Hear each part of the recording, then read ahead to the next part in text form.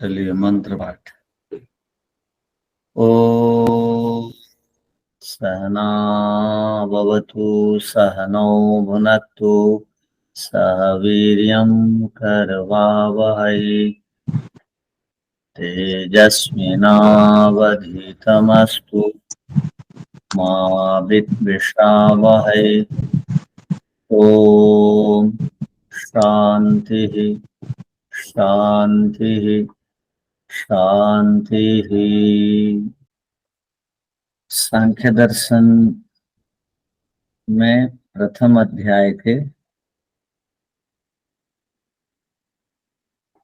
81वें सूत्र तक हम लोग पढ़ लिए हैं। आज 82वां सूत्र पढ़ेंगे।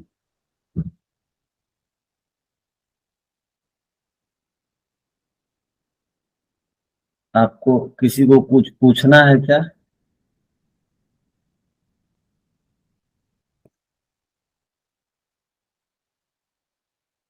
तो पीछे का पाठ में 81वें सूत्र में हम लोगों ने देखा था केवल कर्म उपादान कारण नहीं बनेगा। प्रकृति सब पदार्थों का मूल उपादान कारण है, कर्म उपादान कारण नहीं है। क्यों नहीं है? तो कहा गया था कर्म द्रव्य के आश्रय में रहता है। जो स्वयं दूसरों के आश्रय है वो दूसरों का कारण कैसा बने?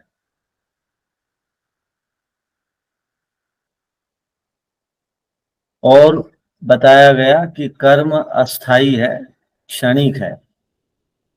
ये भी हम लोगों ने देखा। और जिसमें विकार होता है वो उपादान होता है, ये भी हम लोगों ने देखा था। तो प्रकृति में विकार होता है तो उपादान कारण वो बनता है जिसमें विकार हो।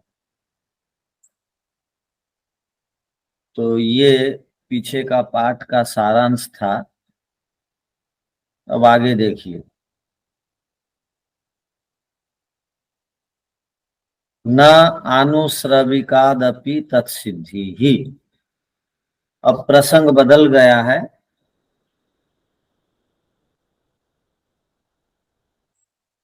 अब एक नया प्रसंग चालू हो रहा है। हम लोग पहले पढ़ चुके थे। सांख्य दर्शन का अपना मूल विषय ज्ञान प्रधान है। वो ज्ञानात मुक्ति को ध्यान में रख करके सब सिद्धांतों को बताता है। ज्ञान से मुक्ति, ये सांख्य दर्शन का मूल सिद्धांत है। और सांख्य दर्शन का अपना मूल सिद्धांत है सब मनुष्य लोग 3 प्रकार के दुखों से छूट जाएं। 3 प्रकार के दुखों से छूट जाने को ही परम पुरुषार्थ कहा जाता है।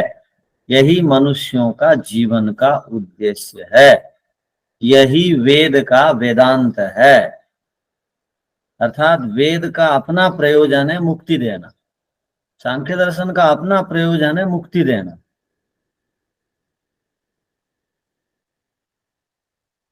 यही मनुष्य जीवन का जो प्रयोजन है उसी को बताते हैं, उसी को वेदांत कहा जाता है। वेद का वेदांत का अर्थ हो गया वेद का सिद्धांत, मुक्ति देना, स्वयं मुक्ति प्राप्त करना, दूसरों को मुक्ति दिलाना, ये हमारा जीवन का उद्देश्य होना चाहिए। तो ये सांख्य दर्शन का उद्देश्य है। तो उसी उद्देश्य की पूर्ति में सांख्य दर्शन काम कर रहा है, अब तक हमको समझा रहा है। तो अब हम क्या देख रहे हैं? अब प्रश्न क्या है? मुक्ति प्राप्ति का उपाय क्या है? अब बताएगा एक अलग प्रकार के ढंग से। और पहले मुक्ति प्राप्ति के उपाय में जो जो बाधक हैं उनको खंडन भी कर दिया गया था। कोई भी खाना पीना करके मुक्ति को नहीं प्राप्त कर सकता। कोई भी दृष्ट साधनों से मुक्ति को प्राप्त नहीं कर सकता। कोई भी यज्ञादि अनुष्ठान करके मुक्ति को प्राप्त नहीं कर सकता। ये सारी बातें बता दी गई। केवल यज्ञ करके एक मुक्ति को नहीं प्राप्त कर सकते। तो ये प्रसंग है, ये नया प्रसंग।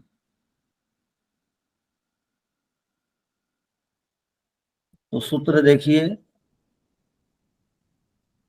नानुश्रविकात् अपि न आनुश्रविकात् अपि तत्सिद्धि साध्यत्वेन आवृत्ति योगात् अपुरुषार्थत्वम्। अब इसको ध्यान से समझिए। न माने नहीं, आनुश्रविक किसको बोलते हैं, अब हम पढ़ेंगे व्याख्या में भी। अनुश्रव कहते हैं वेद के उपदेश को। अनुश्रव का अर्थ होता है वेद का उपदेश। वेद के उपदेश के अनुसार जीवन जीना, वेदोक्त कर्म करने को बोलते हैं आनुश्रविक। वैदिक कर्मों को हम यदि कर रहे हैं तो वो आनुश्रविक कर्म है। तो कर्म दो प्रकार के होते हैं, एक लौकिक कर्म है और एक वैदिक कर्म है। वैदिक कर्म, लौकिक कर्म, दो प्रकार के कर्म हो गए। तो यहां पर कहा गया कि लौकिक कर्म जिस प्रकार फल देता है और वो फल इसी जन्म में समाप्त हो जाता है, लौकिक कर्म का फल मोक्ष नहीं है। लौकिक कर्म का अर्थ क्या है, नौकरी करना, खाना पीना सोना, और आश्रम धर्म का जो जिस आश्रम में उसका धर्म निभा दिया, माने बड़ा उद्देश्य लेकर के नहीं, ऐसा सामान्य। तो खाने पीने सोने रोने लिखने पढ़ने नौकरी करने आदि को लौकिक कर्म बोलेंगे। और वैदिक कर्म किसको बोलेंगे, यज्ञ आदि कर देने को। वैदिक कर्म का अर्थ हो गया, आप सोम यज्ञ करते हैं, आप अग्निष्टोम यज्ञ करते हैं, आप पुत्रिष्ट यज्ञ करते हैं, आप राजसु यज्ञ करते हैं, ये सारे यज्ञ हो जाएंगे वैदिक कर्म में। तो एक हो गया वैदिक कर्म, एक हो गया लौकिक कर्म। ये दोनों का फल जो है समाप्त होने वाला है, अनित्य है, साध्य कोटि में है। यहां जो लिखा है साध्यत्वेन, साध्य कोटि का अर्थ, एक साध्य का अर्थ होता है लक्ष्य। हम जो ध्यान के समय बोलते हैं, हम हैं साधक, संसार है साधन, ईश्वर है साध्य। साध्य माने लक्ष्य, वो साध्य यहाँ नहीं है। ये साध्य का अर्थ होता है अनित्य, ये साध्य का अर्थ होता है साधन कोटि, ये साध्य का अर्थ होता है सिद्ध हो गया, ये साध्य का अर्थ होता है फल मिल गया। ये अनित्य फल है। आप वैदिक कर्म करिए लौकिक कर्म करिए, दोनों का फल अनित्य है।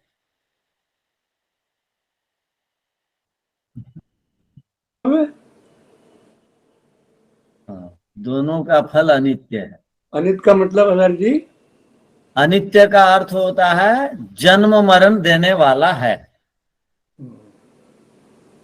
अब जो भी लौकिक कर्म किए, नौकरी किए, व्यापार किए, पढ़ाई लिखाई किए और खाए पिए, व्यायाम किए, इसी जन्म में फल मिल गया, समाप्त हो गया। उसके बाद फिर जन्म मिलेगा, फिर मृत्यु होगी। ये लौकिक कर्म। वैदिक कर्म करेंगे, यज्ञ आदि करेंगे, रासु यज्ञ, सोम यज्ञ करेंगे, अश्वमेध यज्ञ करेंगे, बड़े बड़े यज्ञों को करते हैं लोग, उससे स्वर्ग मिलेगा, अगला जन्म मिलेगा। वो पुण्य जब तक खत्म नहीं हो जाएगा तब तक आप स्वर्ग का सुख मिलेगा, फिर समाप्त हो जाएगा। उसका परिणाम भी दोबारा जन्म और मृत्यु है। तो आप वैदिक कर्म करिए या लौकिक कर्म करिए, दोनों का परिणाम एक है, साध्य कोटि में। ठीक है। वेद वेद में विधान किया गया है पर्यावरण शुद्धि के लिए बड़े बड़े यज्ञों का अनुष्ठान करो, कर दी, तो उससे वायु शुद्धि हो गई, उससे आपको सुख मिला, आपके कारण बहुतों को सुख मिला, वो सुख आपको भोग के रूप में मिल गया। यज्ञ का फल है धन वृद्धि, सेवा परोपकार का फल है धन वृद्धि, धन आ गई, ये धन की वृद्धि हो गई, सम्मान मिल गया, परिवार में अच्छे बच्चे आ गए, बस मुक्ति नहीं मिलेगी किंतु, ये कह रहे हैं। और यज्ञ भी नहीं किया, सेवा आदि भी नहीं किया, केवल लौकिक कर्म किया, तो इसी जन्म में अभी कुछ दिन के बाद वो फल खत्म, तो इसी जन्म में खत्म होता है लौकिक कर्म का फल, अगले जन्म में मिल जाता है। इसका मतलब ये हुआ लौकिक कर्मों का फल तो इसी जन्म में मिल गया। जी हेलो, हाँ जी, वैदिक वैदिक कर्मों को अगले जन्म में मिलेगा। हाँ यज्ञ आदि का फल, माने बड़े बड़े यज्ञ किए हैं तो वो पुण्य संचित रहता है, वो अगले जन्म में भी काम में आता है। माने ऐसे यज्ञ, राष्ट्रीय यज्ञ जो है, सोम यज्ञ जो है, वो सोम यज्ञ आदि को 7 भागों में विभाग किया गया है। जो ये यज्ञ होता है, ये सोम यज्ञ, होम यज्ञ किसको कहते हैं? सोम यज्ञ में जो है, वो जो बड़ा यज्ञ होता है वो हरेक क्रियाओं को मंत्र के साथ किया जाता है।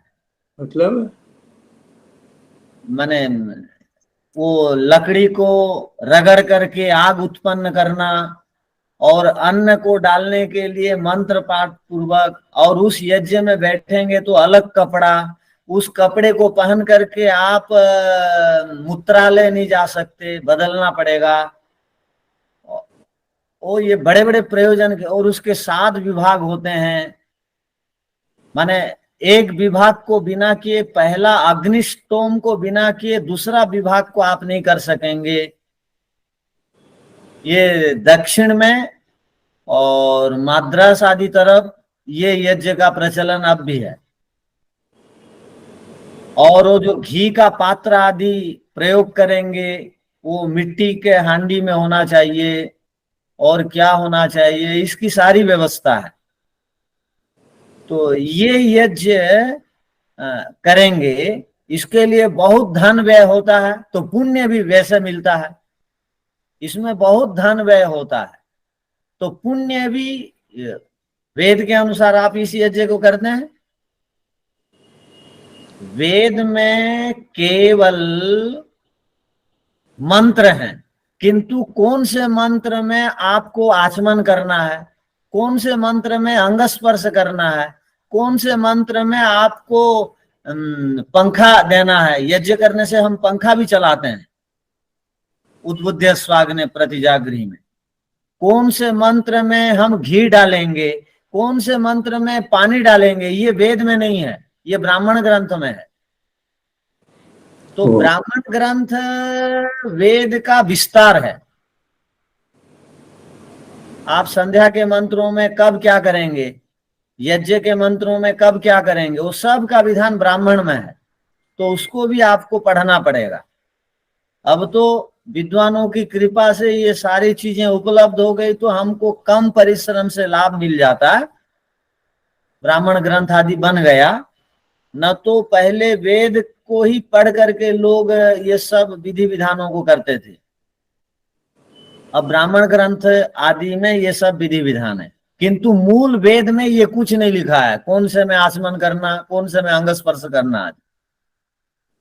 तो ये विस्तार ग्रंथों को देखना पड़ता है। तो विस्तार ग्रंथों में राष्ट्रीय यज्ञ है, विस्तार ग्रंथों में पुत्रेष्टि यज्ञ है, विस्तार ग्रंथ में अश्वमेध यज्ञ है, विस्तार ग्रंथों में सोम याग है।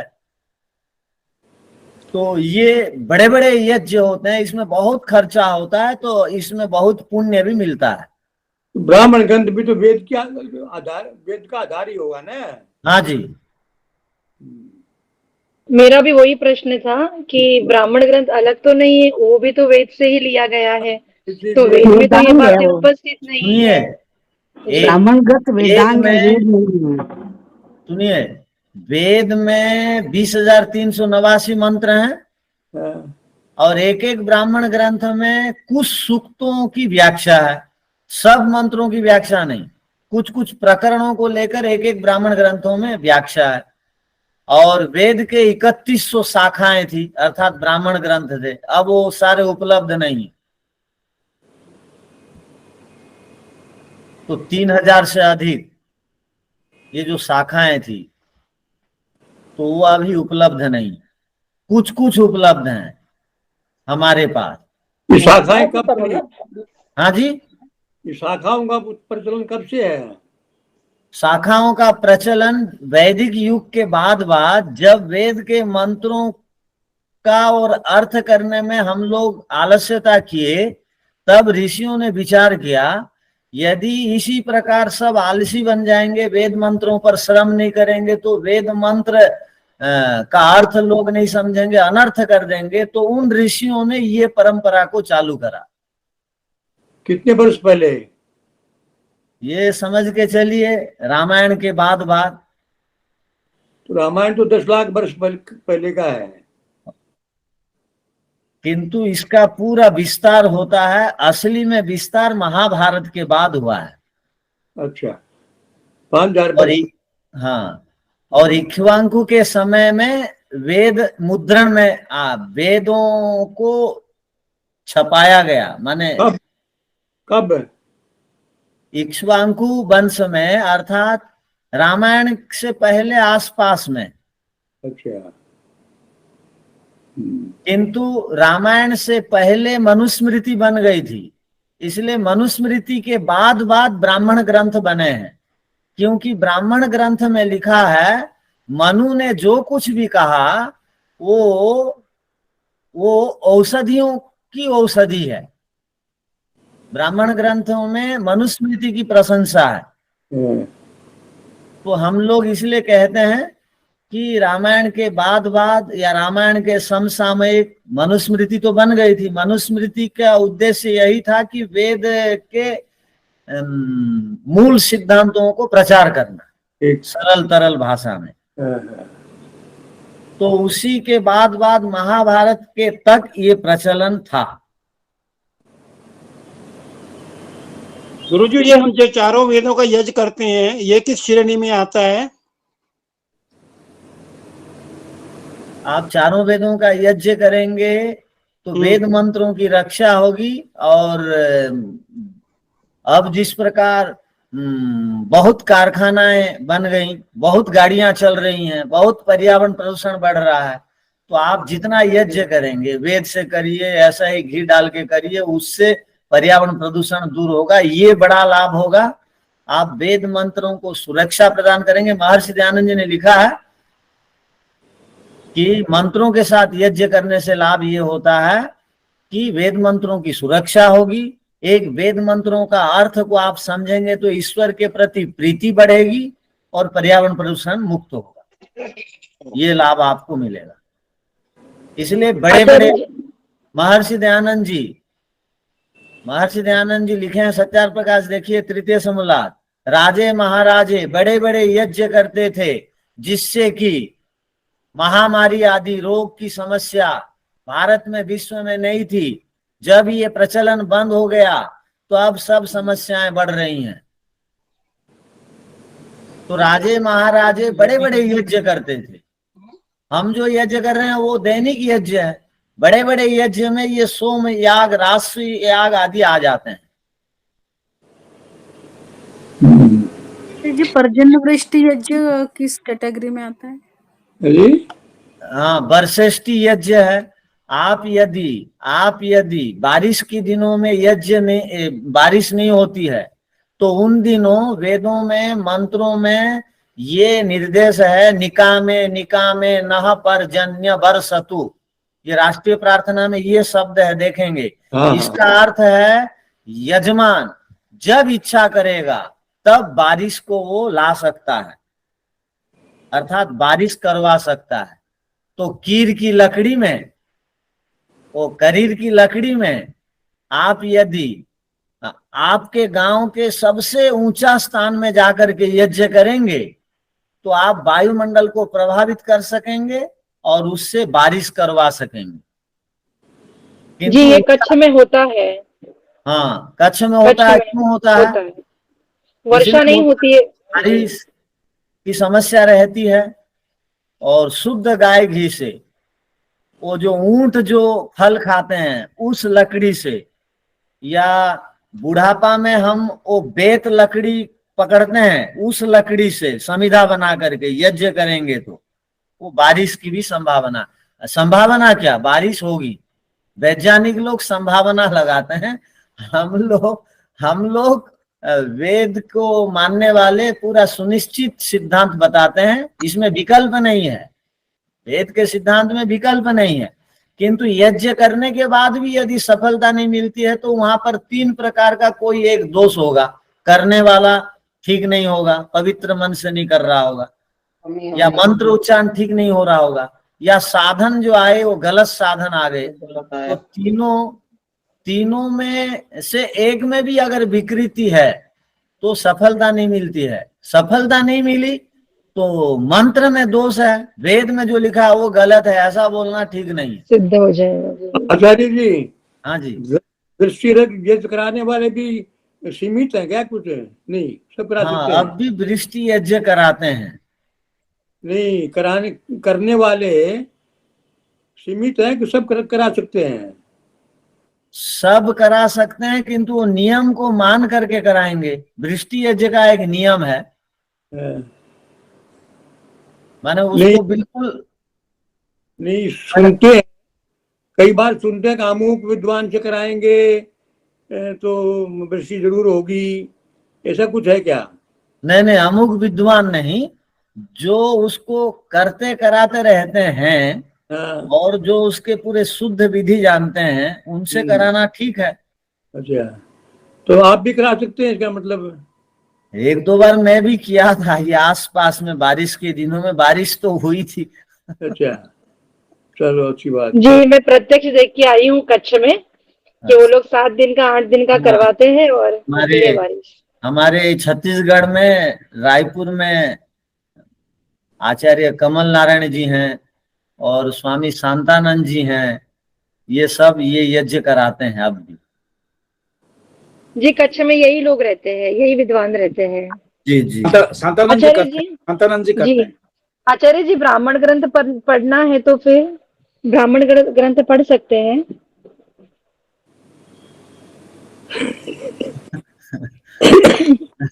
देखो, ब्राह्मण ग्रंथ और वेद पढ़ने का फल तब मिलेगा जब आप वेदांगों को पहले पढ़ेंगे। वेदांग मतलब कल्प, शिक्षा, कल्प, व्याकरण, निरुक्त, छंद, ज्योतिष, ये वेद के मंत्रों के व्याख्यान की विधि को बताने वाली ये ग्रंथ है। इनको आप पढ़ लेंगे तो वो आपके लिए सहज होगा। और इनको बिना पढ़े उसमें यदि आप परिश्रम करेंगे तो बहुत सारी बातें समझ में नहीं आएंगी। जैसे जैसे हम वेद मंत्रों को पढ़ते हैं, कई बार प्रसंग छिड़ जाता है। वेद में एक मंत्र है कि आयु भर गृहस्थियों को अपने बच्चों के साथ और पोता और पोतियों के साथ मनोरंजन करके रहना चाहिए। आयु भर लिख दिया गया। अब आप पूर्वापर प्रसंग को नहीं जानेंगे और वेद में तो लिखा है मैं और वानप्रस्थी नहीं बनूंगा, मैं और सन्यासी नहीं बनूंगा। हमने कहा क्यों नहीं बनोगे भाई, वेद का ये मंत्र है, जीवन भर आयु भर रहने का विधान है घर में, वो भी किसके साथ, बच्चों के साथ, पोताओं के साथ, पोतियों के साथ। अब उसका अर्थ नहीं समझा। वो जीवन भर का अर्थ क्या है? जीवन भर का अर्थ होता है गृहस्थी का जो समय है, गृहस्थ का उतनी आयु भर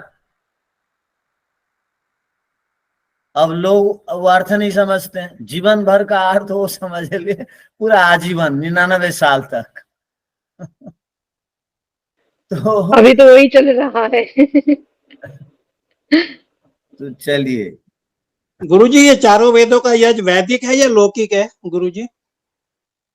चारों वेदों का यज्ञ कराएंगे तो स्वर्ग का सुख मिलेगा, मुक्ति नहीं मिलेगा। मुक्ति नहीं मिलेगा। वैदिक आपको है जी। मुक्ति चाहिए कि क्या चाहिए? वैदिक है, ठीक है, वैदिक है। आपको क्या चाहिए? मुक्ति। हाँ, तो मुक्ति चाहिए तो इसका मतलब ये नहीं है मुक्ति चाहिए तो यज्ञ करना छोड़ दे। यज्ञ भी एक पार्ट है मुक्ति का, किंतु केवल यज्ञ में लग गया एक आदमी, मुक्ति के साधनों मुक्ति को नहीं ध्यान के लिए समय नहीं निकाला। माने वेद के 3 विभाग हैं, ध्यान रखिए, एक ज्ञान, एक कर्म, एक उपासना। केवल यज्ञ करते रहना, केवल सेवा करते रहना, ये कर्म हो गया, तो उपासना छूट गई, ज्ञान छूट गया, तो मुक्ति नहीं मिलेगी। अब सेवा, यज्ञ, वैसे शास्त्रों में सेवा को, परोपकार को यज्ञ माना है, तो वो कर्म हो गया। और ज्ञान पढ़ते पढ़ाते रहना है, उपासना का अर्थ है सुबह शाम 1-1 घंटा निकालना है। तीनों को एक साथ करेंगे तो मुक्ति मिलेगी। यदि केवल वेदों में यज्ञ करने को कहा है, केवल यज्ञ करेंगे, सेवा करेंगे, परोपकार करेंगे, ज्ञान नहीं अर्जन करेंगे, उपासना के लिए समय नहीं निकाले, मुक्ति नहीं मिलेगी। इसलिए आप तीनों काम कर रहे हैं, बढ़िया है। एक के तो पीछे आचार्य जी जो सन्यासीगण रहते हैं ना, वो यज्ञ नहीं करते, वो केवल अपनी उपासना में ही रहते हैं, तो उसके लिए, उनके लिए क्या विधान, मतलब ऐसे उनको तो छूट है ना। यज्ञ कर, सुनिए बहन जी, वो भी यज्ञ कर रहे हैं, जो परोपकार कर रहे हैं, लोगों को धर्म की शिक्षा बता रहे हैं, अच्छे आचरण की बातें बता रहे हैं, वो भी तो एक यज्ञ है। जी मेरा प्रश्न वो नहीं है। ये सुनिए जागृति बहन जी आप, महर्षि दयानंद जी के समय कोई यज्ञ करवाने वाला नहीं था, तो वो स्वयं यज्ञ भी कई जगह करवाए हैं, सिखाए हैं। अब यदि यज्ञ करने वाला कोई नहीं है, बिहड़ जंगल में सन्यासी है, कोई यज्ञ करने वाला नहीं है, वहां वो बैठाएगा, करवाएगा, बताएगा, करना चाहिए। यदि हैं उनसे अच्छा बढ़िया जानने वाले, तो उनको साइड में बैठना चाहिए, दूसरों को करने देना चाहिए। महर्षि दयानंद जी ने लिखा है संस्कार विधि में, कौन ऋत्विक बनेगा? सदगृहस्थी, निर्लोभी और विद्वान कर्मकांड का। तो यदि गृहस्थी अच्छा यज्ञ करने वाले हैं तो हमको पीछे बैठ जाना चाहिए, यदि कोई नहीं है तो हमको करा लेना चाहिए। और उस समय क्या हम देखते रहेंगे यज्ञ कराने वाला नहीं आया तो यज्ञ बंद कर देंगे? ये एक बात। दूसरी बात, आप लोग ये मत समझिए कि केवल यज्ञ में बैठने से ही यज्ञ होता है और यज्ञ के विषय में उपदेश देने वाला यज्ञ नहीं कर रहा है। सन्यासी यज्ञ करो बोल के बोलता है तो वो भी उसका यज्ञ है, यज्ञ करना चाहिए, कभी यज्ञ करना बंद नहीं करना चाहिए, ये जो उपदेश है। तो कर्म फल क्या क्या से मिलता है? कृत, कारित, अनुमोदित, करने से मिलता है, करवाने से मिलता है, या कहीं हुआ है अनुमोदन करने से भी मिलता है। तो तीनों प्रकार से आपका यज्ञ हो गया। तो सन्यासी करवाता है स्वयं नहीं करने से भी, और जो करते हैं उनको शाबाशी देता है, बढ़िया काम किए, इसको और आगे बढ़ाओ, इसको जी समझ गए। धन्यवाद आचार्य जी। चलिए अब सूत्र पर चलते हैं। आप कुछ बोल रहे थे कि वृष्टि यज्ञ का कुछ नियम रहता है, आधे में से ही बात रह गई थी। तो आप औरंगाबाद में होते हैं आचार्य जी, कमल नयन जी, डॉक्टर कमल नयन जी आके करते हैं। बढ़िया। इसलिए मैं जानना चाहती थी कि अभी भी हमको जून में वगैरह कराना है, उसी के बारे में पूछ रही। तो उनको बुला लीजिए, वो पारंगम है उसमें, वो हमारे बहुत घनिष्ठ परिचित हैं। और स्वामी शांतानंद जी तो हमारे साथ वो पढ़े भी हैं, तो हमारे बाद गुरुकुल में आए हैं, पढ़े हैं। आनंद जो अभी हरियाणा में रह रहे हैं रोहतक के पास, वही है ना? और शांतानंद जी, स्वामी जी और कमलनाथ जी ये सब मिल के करते हैं। वो दोनों छत्तीसगढ़ के भी हैं, तो उनका ठीक होता है परस्पर ठीक से। शांतानंद जी ने जो आश्रम सुंदरपुर में है, हाँ जी, हाँ जी, वही तो है ना? हाँ जी, हाँ जी। हाँ, हाँ। आचार्य जी, लेकिन पिछली बार डेट क्रॉस होने से इधर डेट मिली नहीं, तो और लोग नहीं है क्या? अगर ये दोनों बिजी हैं तो कोई? हाँ, बात करेंगे इससे संबंध। जी धन्यवाद। ठीक है, तब वो अगला सूत्र देखिए। नानु न अनुश्रविकात अपि तत्सिद्धि ही। केवल वैदिक कर्म करने से भी सिद्धि नहीं मिलेगी, मुक्ति नहीं मिलेगी। क्यों? तो कहा वैदिक कर्म जो है अनित्य होता है। और क्या होता है? आवृत्ति, अर्थात जन्म में दोबारा भेजने वाला होता है। अपुरुषार्थत्वम, यही जीवन का प्रयोजन को पूरा करने वाला नहीं होता। अर्थात इससे जीवन का प्रयोजन पूरा नहीं होता। ये सूत्र का अर्थ हो गया। अब सूत्र का अर्थ लिख लीजिए। सांख्य दर्शन का मूल प्रश्न,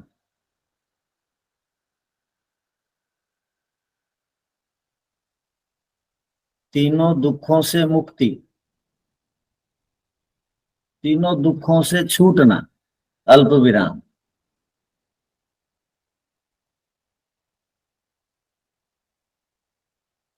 मोक्ष को प्राप्त करना,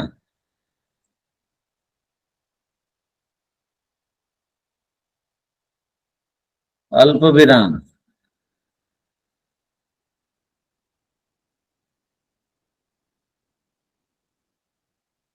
प्रयोजन को पूर्ण करना,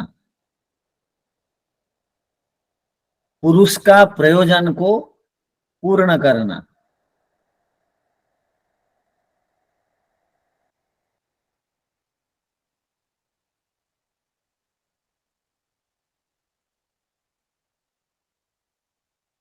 इन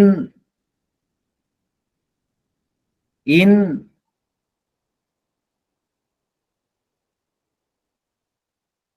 इन उपायों से संबंधित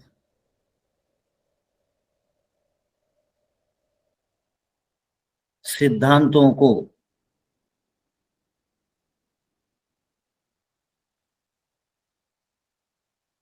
अब इस प्रसंग में बताया जाएगा।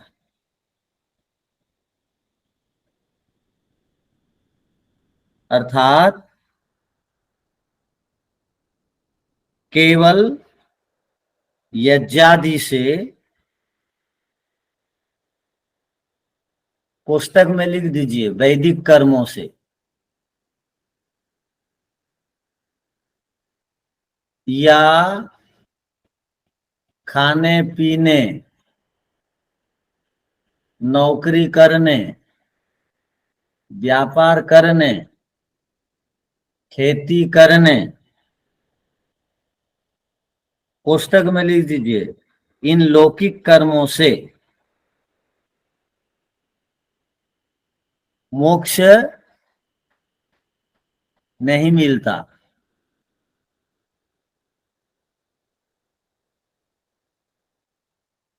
इस पर बताया जाएगा।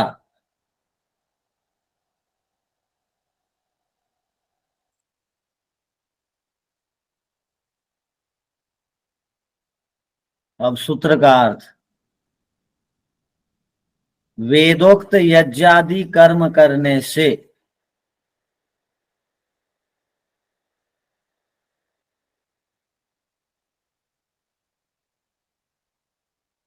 दोहरा दीजिए, कृपा करके ये लाइन दोहरा दीजिए। वेदोक्त यज्ञादि कर्म करने से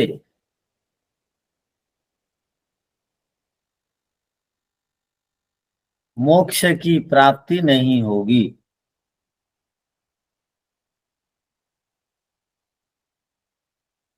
क्योंकि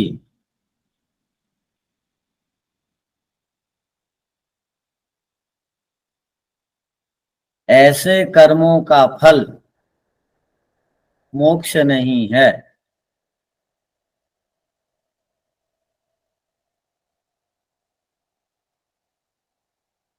यदि इस प्रकार के कर्म ही यदि इस प्रकार के ही कर्म करते रहें तो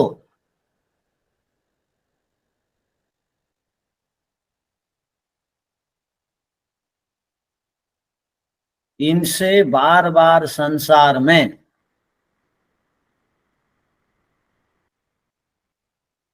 जन्म लेना पड़ेगा।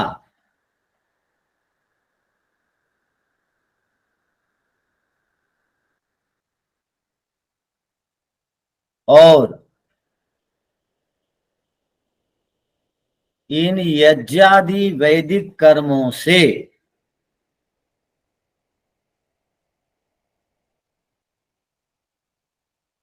आत्मा का अपना प्रयोजन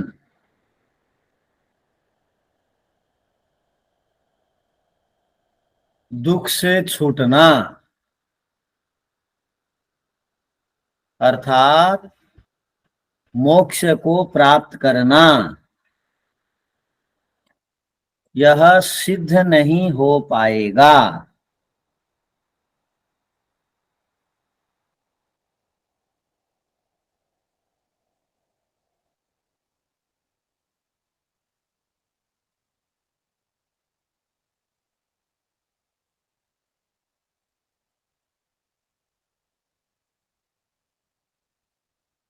और लिखिए अर्थात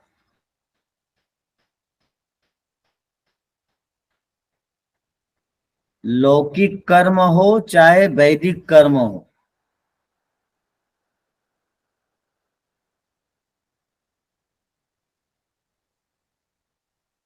इन दोनों प्रकार के कर्मों से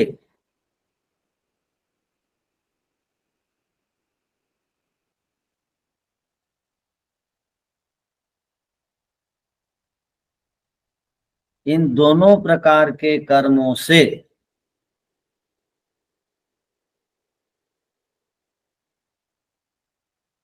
इन दोनों प्रकार के कर्मों से मोक्ष की सिद्धि नहीं होगी। मोक्ष की सिद्धि नहीं होगी बल्कि आवृत्ति अर्थात जन्म मृत्यु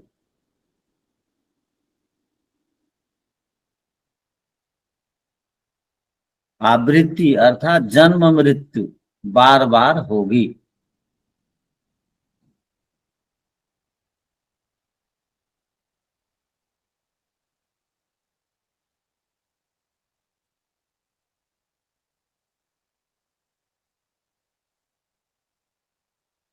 भाष्य देखिए, आनुश्रविकात अपि तत्सिद्धि ही न अनुश्रूयते वेदादि इति आनुश्रविक। वेदादि को सुनना आनुश्रविक। अनुश्रवो वेदोपदेश, वेद का उपदेश को अनुश्रव बोलते हैं। न भवतु कर्म जगत उपादानम, जगत का उपादान कारण कर्म नहीं है, किंतु प्रकृति जगत उपादानम, पुनः प्रकृति जगत का उपादान है, कारण है। पुनः प्रकृति विवेक अपेक्षते, प्रकृति को जगत का उपादान कारण मान लेंगे तो प्रकृति का विवेक करना पड़ेगा। परंतु यदि यद आनुश्रविक कर्म तस्मात् मोक्ष सिद्धि भविष्यति, तो प्रकृति को ही हम क्यों माने, प्रकृति को बिना माने आनुश्रविक कर्म से मोक्ष की सिद्धि हो जाएगी ऐसा क्यों नहीं कहते। प्रकृति को छोड़ो, वो प्रकृति को मानने को तैयार नहीं है। अब भी प्रकृति को बिना माने बिना स्वीकार किए प्रकृति का विवेक क्यों करेंगे, क्यों नहीं सीधा सीधा अनुश्रविक कर्म के द्वारा मोक्ष को प्राप्त कर लेंगे। आप बोल रहे हैं अब तक, क्या बोल रहे हैं हम लोग, कि तीनों का विवेक हुए बिना मुक्ति नहीं है, ईश्वर जी प्रकृति। तो वो कह रहा है प्रकृति के क्यों झंझट में पड़े हैं, उसके बिना भी मुक्ति मिल जाएगी। सिद्धांति ने कहा इसका उपाय आपके पास कुछ है क्या, तो पूर्व पक्षी ने कहा है ना, है। आप जो आनुश्रविक कर्म बोलते हो, वैदिक कर्म, उनको करने से तो मुक्ति मिल जानी चाहिए। तो उस प्रसंग में उच्यते कहा गया है, आनुश्रविकात वैदिक कर्मणो अपि। आनुश्रविक कहते हैं वैदिक कर्म को, उन कर्मों से भी मोक्ष सिद्धिर न भविष्यति, मोक्ष की प्राप्ति नहीं होगी। यतः क्योंकि साध्यत्वेन यथा लौकिक कर्मणः फलम साध्य कोटौ, जिस प्रकार लौकिक कर्म का फल साध्य कोटि में है, अर्थात सिद्ध कोटि में है, अर्थात अनित्य है, अर्थात फल क्षय प्रसंग है, उसका फल तत्काल खत्म हो जाता है। लौकिक कर्म का फल हो जाता है ना। आप भोजन किए, 3-4 घंटा के बाद वो पच गया, उसका आधा से अधिक भाग मल और कुछ भाग मूत्र, कुछ भाग दूसरे भाग में बदल गया, वो खाने का फल मिल गया। अब दोबारा खाना पड़ेगा, तिबारा खाना पड़ेगा। नौकरी किए, महीना में पैसा मिला, हो गया, फल खत्म और उसका कुछ नहीं है, तो साध्य कोटि में है। तद्वत वैदिक कर्मणा फलम अपि साध्य कोटो, उसी प्रकार वैदिक कर्म का फल भी साध्य कोटि में ही होगा। साध्यत्वेन फल क्षय प्रसंग, जो साध्य कोटि में होता है उसका फल समाप्त हो जाता है। क्षय माने समाप्त होना। वैदिक कर्म का फल क्या है? यज्ञ का फल क्या मिला? अच्छा परिवार मिला, अच्छी माँ मिली, अच्छे पिता मिले, अच्छा पैसा मिल गया, तो हो गया। मिल गया तो खत्म, मिल गया तो खत्म। उच्यते च, कहा भी गया है छांदोग्य उपनिषद में। क्या कहा गया है देखिए, ये एक बड़ा काम का श्लोक है, जिसको आप याद रखेंगे। तद्यथा, जिस प्रकार, इस प्रकार, इह कर्म चित्त लोक क्षीयते। कर्म चित्त माने कर्मों को इकट्ठा करने से, इह माने इस संसार में, ये इस संसार में, इस संसार को बोलते हैं मर्त्य लोक में। इस मर्त्य लोक रूपक संसार में जिन कर्मों को चित माने आपने चयन किया, इकट्ठा किया, जो भी कर्मों को इस संसार में आपने इकट्ठा किया, चयन किया, लोकाक्षीयते, वो फल प्राप्त होकर के वो समाप्त हो जाता है। एवं एव अमूत्र, अमूत्र माने परलोक, अगले लोक में। अमूत्र, ईह माने इस लोक, अमूत्र माने परलोक, वहां। अमूत्र माने वहां। अदस शब्द हमारे संस्कृत में इदम और अदस शब्द का प्रचलन है। अदस माने वहां, अदस से अमूत्र बना, वहां। यह माने यहां, यहां और वहां। वहां माने परलोक। परलोक पुण्यचितो लोक क्षीयते, जो भी पुण्य का आपने, अर्थात पुण्य कर्मों को आपने इकट्ठा किया, लोक क्षीयते, वो लोक को प्राप्त होकर के वो क्षीयते, समाप्त का कारण बनता है। तो इस लोक में, उस लोक में आपका समाप्त हो गया, जो भी संग्रह था पुण्य, बचा क्या? ये दोनों कर्म तो समाप्त होने वाले हैं, किंतु मोक्ष का कर्म समाप्त नहीं होता है। मोक्ष फल जो है वो असीमित है, अनंत है, अनंत है। जैसे आपको बोला गया था कि नौकरी 60 साल तक के लिए मिलती है, किंतु क्या बोलते हैं हम? परमानेंट जब लग गई, नौकरी परमानेंट लग गई बोलते हैं ना। 60 साल के लिए मिलती है तो भी परमानेंट बोलते हैं। और हम लोग क्या बोल रहे हैं? 100 ब्रह्म वर्ष तक मुक्ति का सुख मिलेगा। 36,000 बार सृष्टि बनेगी, प्रलय होगी, तब तक मुक्ति का सुख मिलेगा। कम है क्या? कल्पना ही नहीं कर सकते हैं इसके विषय में। 100 ब्रह्म वर्ष तक 36,000 सृष्टि बनेगी, प्रलय होगी, तब तक। तो इसलिए वो क्षय को प्राप्त नहीं होता है। और ये दोनों तो क्षय को प्राप्त हो रहे हैं। क्षीयते लिख दिया, आपके पास प्रमाण मिल गया, प्रमाण मिल गया ना। हाँ, प्रमाण मिल गया तो अब संशय और मत रखिए अपने पास। पुनः, और क्या कहा गया दोबारा, आवृत्ति योगा, आवृत्ति का प्रसंग है। आवृत्ति माने दोबारा वापस आओ। आवृत्ति किसको बोलते हैं? आवृत्ति किसको बोलते हैं? बार बार दोहराना। अभ्यास करो को आवृत्ति बोलते हैं। आना जाना। बार बार जन्म लेना। हाँ, जैसे वो ध्यान से पहले वो आप लोग आवृत्ति करते रहते हैं, यो जागरतम ऋचा कामयन्, उसको अभ्यास करते रहते हैं। तो ये कर्म का फल आवृत्ति का मतलब हो गया बार बार जन्म मिलेगा, बार बार मृत्यु होगी, ये क्रम चालू रहेगा। पुरुषस्य आवृत्ति योग भविष्यति, पुरुष का आवृत्ति का योग होगा, अर्थात जीवात्मा शरीर को प्राप्त करते रहेगा। अतः इसलिए अपुरुषार्थत्वम अपुरुषार्थम स्यात्, ये अपुरुषार्थता है, पुरुषार्थ इसको नहीं कहा जाएगा, इसको पुरुषार्थ नहीं बोला जाता है। वैदिक कर्मों के पीछे लगे रहने को, लौकिक कर्मों के पीछे, वैदिक कर्मों के पीछे लगे रहना पुरुषार्थ नहीं है। तो क्या है पुरुषार्थ? मोक्ष के पीछे लगने को कहते हैं, ये पुरुषार्थ में लगा है, पुरुषार्थ कर रहा है।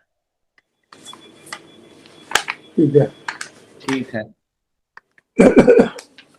ओ शांति शांति शांति। सबको सादर नमस्ते जी।